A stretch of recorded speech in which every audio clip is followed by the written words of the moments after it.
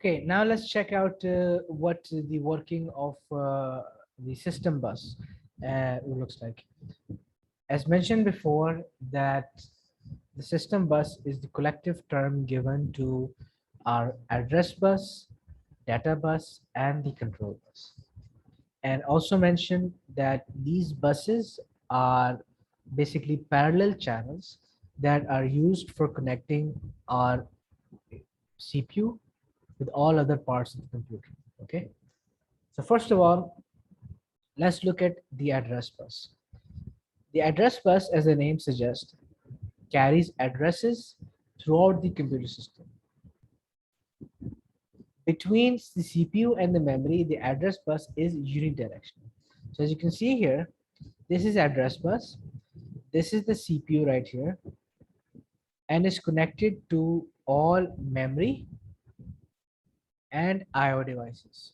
So the same channel, some same bus is connected with the memory as well as the IO devices. Okay, what are these ports? I'll explain just a bit. Okay, I got a CPU from CPU bus is your address bus coming from the CPU. As you can notice that it's only coming out of the CPU. It's not going back. So that's why it's a unidirectional bus. This unidirectional bus is connected with the memory as well as the IO devices through something that is known as a port. Okay, basically my ports are the interfaces where all of these devices, input output devices, connect. There are two types of ports.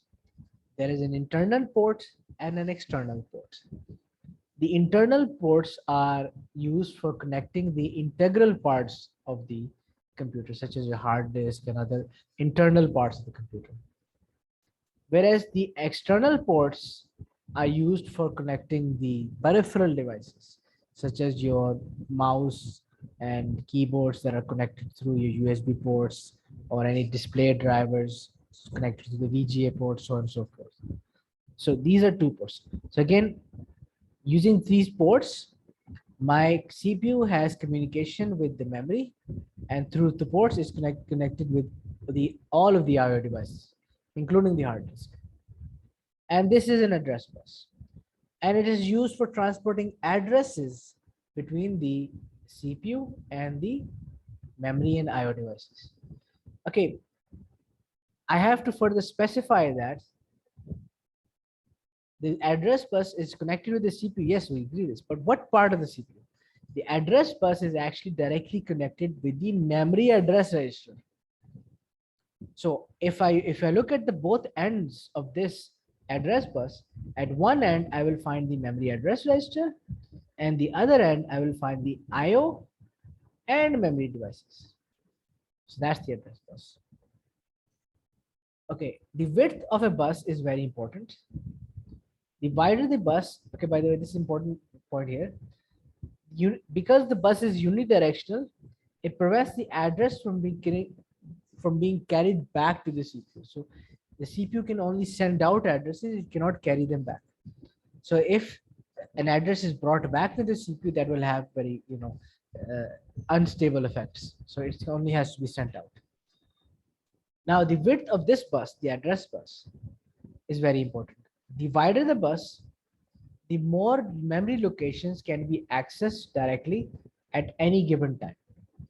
For example, a bus of width 16 bits can access 2 raised power 16, 2 raised power 6. This is 2 raised power 16. That is 65,536 memory locations. Same thing goes with memory locations. The bus value 32 bits allows 2 raised power 32, which is approximately 4 billion addresses. Now the thing is,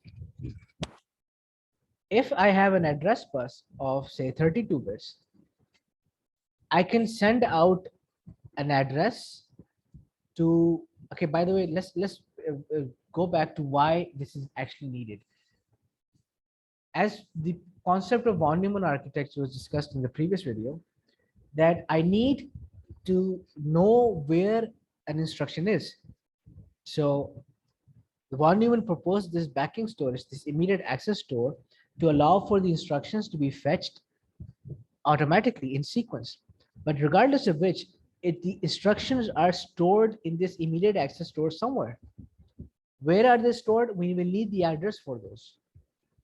So when my CPU has an address, it will use that address to fetch a particular instruction from my immediate access store. So that is the purpose of this address. Now that address could be for a memory as well as an IO device. But wherever I'm accessing it, wherever I'm accessing data or wherever I'm accessing instructions, it will require an address. So that is the purpose of this address bus, that the addresses that I need to access instructions are relayed through the address bus. And basically what happens is that the address is sent over to the, for example, if I'm talking about the memory, I got the memory controller. The memory controller receives this address, and the memory controller basically directs us to the exact location where the data is fetched. But the thing is, if I have a 32-bit channel, that means I can send a address of 32 bits in one go.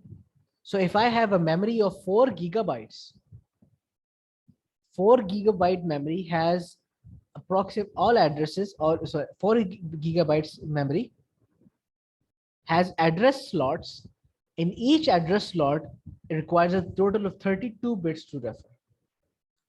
4 gigabyte memory has addresses, and each address will require 32 bits.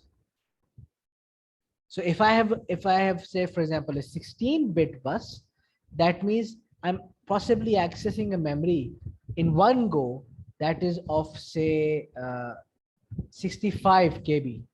It's not a lot of memory, but very small memory. Similarly, if I have, say, a 32-bit channel, I can access in one go a memory of 4 gigabyte, and each address of that 4 gigabyte memory is 32 bits. Now let's just say you would increase the memory size to 8 gigabytes. If I were to increase that memory to 8 gigabytes, now my memory address is no longer 32 bits, but it's now 64 bits. So in that case, if I have to access a particular memory, a particular address of that 64-bit address memory, I will have to take two rounds on this 32-bit channel, because the whole address is 64 bits, and for 64 bits I will have to take 2 rounds to make that 64-bit address, complete that 64-bit address at my memory controller. So that is a problem with using a larger memory with a lower, what you call it, address bus width. So if I have a 32-bit channel, I can only send 32 bits in one go.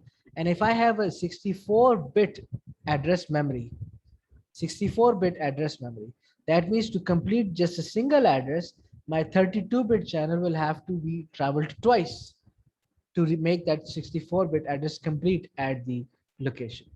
Now, because of this, my CPU basically is working twice as hard to complete an address, and basically brings your performance down. Now, what can be done here is that we can increase the address bus. Say for example, I bring the address bus up to 64 bits. Now, 64-bit address bus can send 64 bits in one go, and that is sufficient for a memory that which has addresses of 64 bits. In one go, I will complete the entire address, and that's fine. And for a very long time, we'll be capable of doing this with the current available memories that we have, because the maximum memory that a 64-bit channel can support in one go is 16 exabytes. 1 exabyte is 1024 petabytes, 1 petabyte is 1024 terabytes, 1 terabyte is 1024 gigabyte, and so on and so forth. So very large. So we don't have such a large memory yet right now. So 64-bit channel is sufficient for the current memories that we have in market today. So right now we're going to be continuing 64 bits for quite some time. So this is the basic logic between the address bus. The larger the address bus width, the more bits of the address I can transfer simultaneously. So if I have a 64 bit, address and a 32-bit channel, my CPU will have to take 2 cycles just to complete an address at the memory controller. And this will bring my overall performance down. So if I have a 64-bit processor, a 64-bit channel, I will only require one channel, one transmission over the address bus to complete one address of my memory. Same thing goes with the data bus. Now the data bus also is again a parallel bus, but this time, as you can see here, the data bus is connected in a bidirectional fashion. So data is coming back to the CPU as well as going out to the CPU to other parts of the computer. Now, like the address bus, the data bus also is connected with the memory and the IO devices, because data can be sent to all the computer and it can be received by all parts of the computer as well. So that's why it's connected with memory and IO devices in a bidirectional manner. Similarly, data bus is allowed for sending data. Now, one chunk of data that I sent in one go, like we see the address of 32 bits on a 30-bit channel, 32-bit addresses are being sent. On a 64-bit channel, 64-bit addresses are being sent. Similar concept lies with your data bus as well. Now, the width of data bus allows how many bits of data can be sent in one go. Now, that one transmission of data, that one group of data that goes collected on the data bus, is known as the word, and the length of my data bus that is allowed, or the width of my data bus that allows data to be transmitted simultaneously, is known as the word length. It is important to note that data can be an address, an instruction, or numerical value. So as mentioned before, data can be anything. It could be address, instruction, or numerical value. As the width of the address bus, the width of data bus is also important. The wider the bus the larger the word length that can be transferred. A word is a group of bits that can be regarded as a single unit. So for example, I have a single unit of 64 bits and I have a channel of data bus of 32 bits. To complete that one word, my CPU will have to take 2 cycles. So that's why it's very important that your word length and your word, which you call it data bus width, are the same, so that I don't have to take additional channels, additional cycles to complete a word. Single unit could be 16 bits, 32 bits, 64 bits, and word lengths are these are most common. Larger word lengths can improve the computer's overall performance as well. But again, if your CPU can perform it, if your channel can support it. Then we have the control bus. The control bus is also bidirectional, as you can see here. Okay, by the way, I forgot to mention here, the data bus is connected with the IO ports and the memory ports and memory devices on one end, and in the CPU is connected specifically with the memory data register. So at one point I got the memory data register, the other point on the data bus I've got the memory and IO devices. Similarly, in the control bus you can see here also is a bidirectional bus. It's sending data in both directions from the CPU to the memory and the input-output devices.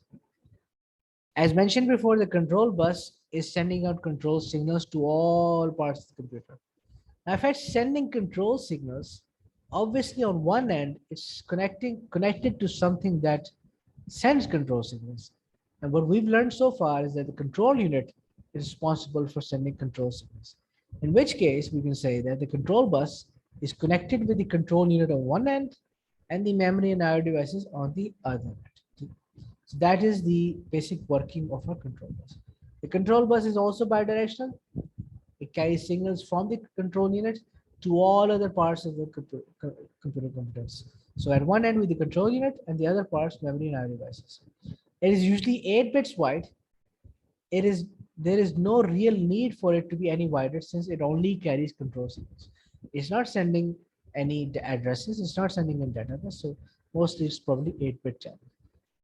So these are the brief outcomes, brief look at the address bus, data bus, control bus, in what direction they send data, Address bus is unidirectional, data bus is bidirectional, control bus also bidirectional. Also, our buses are connected with the CPU components on the left and memory and IO devices on the other side. So it's connected to all commands. The control bus is particularly connected to this control unit. Address bus is connected to the MAR, and the data bus is connected to the MDR. Data bus is connected to the MDR. So that's it for the system buses. In the next lecture, we'll be looking further into this topic.